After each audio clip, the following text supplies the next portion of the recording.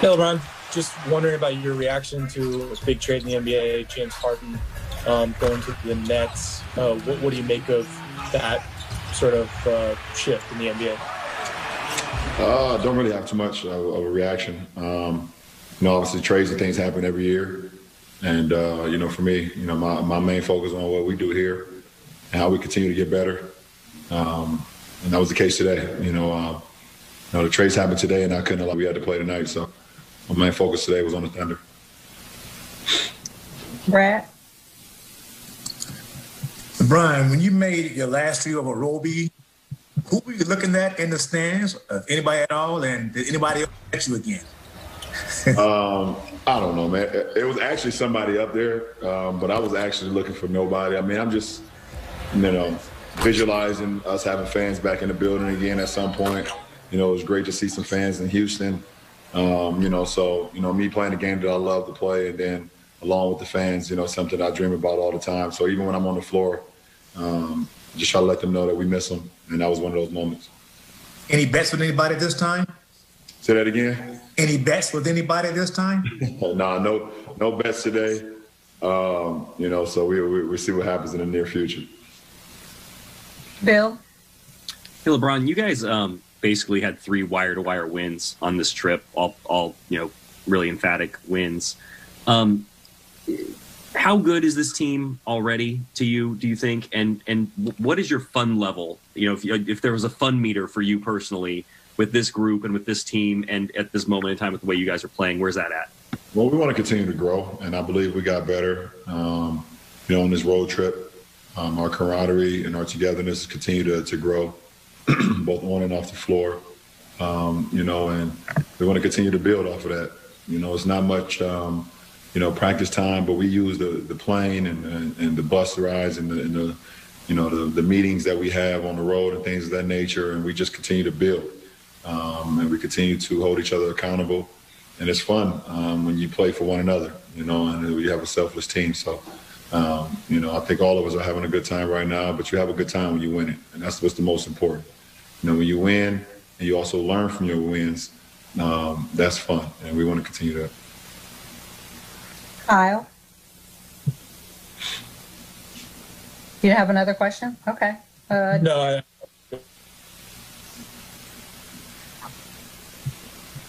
Dan? Oh, okay. Thanks, T. Sorry, I couldn't hear you. Hey, LeBron. We've talked a lot probably over the last year and a half about your team and film sessions and why they're so good in them. And there's obviously a lot of high IQ players. What makes Frank so good in those settings? That's where he got his start, obviously, cutting film with teams. Like, why is he a good kind of, navigator through a film session? It's all about detail. It's very detailed, very organized, and straight to the point. We know exactly what we're getting out of it.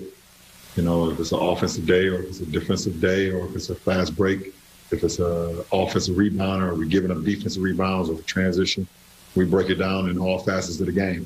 As football would say, offensively, defensively, and special teams.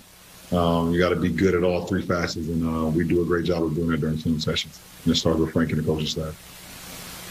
Dave? Ron, what does 7-0 on the road mean to this group? Obviously, last year you didn't play a full road schedule because of the nature of the season, but I think it was the 3rd best road record percentage-wise in the league history. That DNA has carried over to this team. We just have a bunker mentality when we go on the road. It's just us. And obviously it's even more just us because of the restrictions and the COVID and everything that's going on. So we come together even closer. So, we go on the road. We understand that it's going to be, challenging and different because we're not home. We stay in hotels and things of that nature. It just allows us to zero in even more. Last question, Michael Duarte. Hi, LeBron. To piggyback off what Dave just said, is the COVID protocols in place and having to just basically stay in the hotel and go to the arena and not having fans in the arena, does it make it more of a level playing field when you guys are playing on the road? Is that another attribution to the success on the road?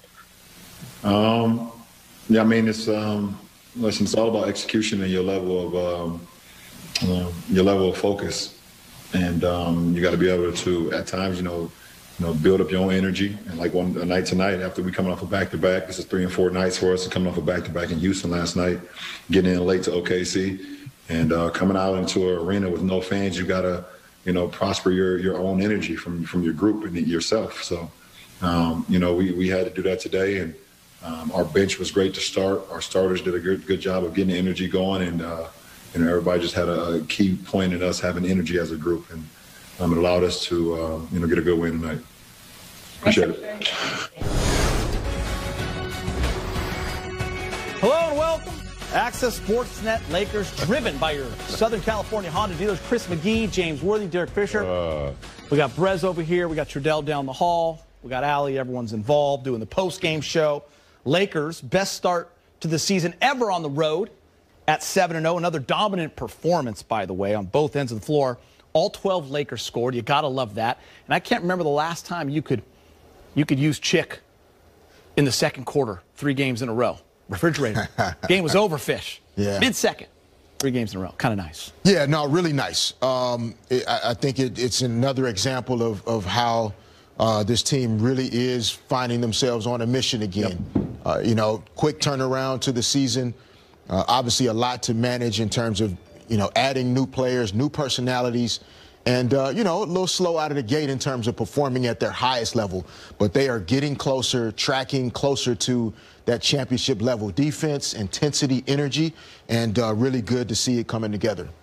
Recognizing the games they're supposed to win. I mean, Oklahoma, obviously, young team, rebuilding. So you didn't want to come in and give them any hope. Yeah, they played around with them a little bit. You can get bored with some of these games, but you're supposed to win it. The bench did what they were supposed to do. They came in and took care of the game, took a lot of pressure off the starters. So for the most part, it was a smart win, and they were ready to do what they were supposed to do in Oklahoma. I asked the Hall of Famer a week ago if he was concerned about the slow starts. He said no. He was right. 21 points in Too early. 25 minutes from Montrezl Harrell. He's speaking with Mike Trudell. All right, Montrezl Harrell, it was quite a productive road trip, 3-0 as you guys stay undefeated on the road. And these games, none of them were close. What was it like going through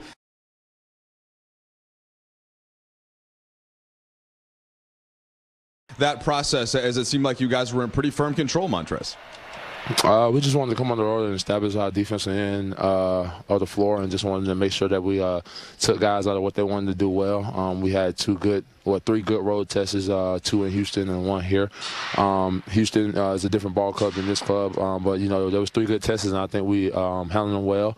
Got into some big leads early and didn't look back. Hey, what are you starting to build with the bench unit, and then when some of the starters filter in and play with you as well, what are you starting to learn about your new teammates here? I'm just playing off these guys, man. I'm on the floor with a lot of talented guys, man, the guys that draw a lot of attention, man. So just trying to do all the little things, man. Get us extra possessions on offensive rebounds and, on the defensive end. Make sure, I know all my coverages, make sure I'm in the right calls for guys, just make sure we limit them to 1 shot. Hey, you mentioned the defense, and you, of course, played against Anthony Davis and LeBron for many years. Just wondered, what have you seen from them on that side of the floor? Because we sometimes can focus on offensive productivity, right, with stars like that. But what have you seen on the defensive side of the floor? Oh, man, these guys are superstars, man. They're tied together. You can see that they've been together for a while and kind of know, kind of pick and choose and feed off each other's energy on both ends of the floor. AD is a great rim defender, but also does a huge job on switching out on guards and things like that. Brian, he plays any position from 1 to 5, man. Like I said, he's going to go down as one of his game's greats. So just being on the floor with those 2 guys, man, you can't do nothing but feed off their energy, both offensively and defensively. All right, and last thing for you, it didn't seem like we had any challenges or bets from the bench this time, Montrezl, but chemistry still looks pretty good. Still seems like you guys are having some fun. Yes, sir. Yes, sir. Most definitely. All right, Montrezl, appreciate it. Thank you. Good stuff right there. That's still that shot. You weren't here last night, but you saw it. LeBron looking at Dennis Schroeder. Yes. Bet it. Yeah, no. Pretty special. Yeah, the energy. Chemistry looks just fine. Yeah, no, the energy that these guys have is off the charts. Hey, I want to talk Montrezl Harrell. Big game. Jump in here first. 25 minutes. Love leading off with him. He deserves it. 21 points, 8 for 12, 6 rebounds, 1 block. A monster on this road trip. Yeah. He's a throwback. Old school player, man. plays hard. One of the players that does all the dirty work, and loves it. He's not like he doesn't like shy away from it. He loves the physical play. He knows where to be at all times. If someone's driving to the cup, he's going to be in a place where he can receive the basketball if it's an internal pass, or he's going to be in a position to get a rebound. Add to his offense, the little 15-footer, the spin moves. Great pickup, great player. Yeah, players that understand how to really significantly impact the game without needing the basketball is really important when you have superstars like LeBron and Anthony Davis. It is so important to the success of a team that's built around the cornerstone franchise players like those two, that they have guys with really, they have ego and confidence in themselves, but they take pride in finding ways to impact the game that don't require them having to be the center of attention. And it's great to see his post-game interviews, the things that he says about playing with great players. He means that, and he plays well in that manner. Fish, I'm going to kick it back to you with this. The theme over the past couple of years, do the Lakers have enough shooters around LeBron and AD? This might be the best Lakers shooting team we've seen in quite some time. They're sixth best coming into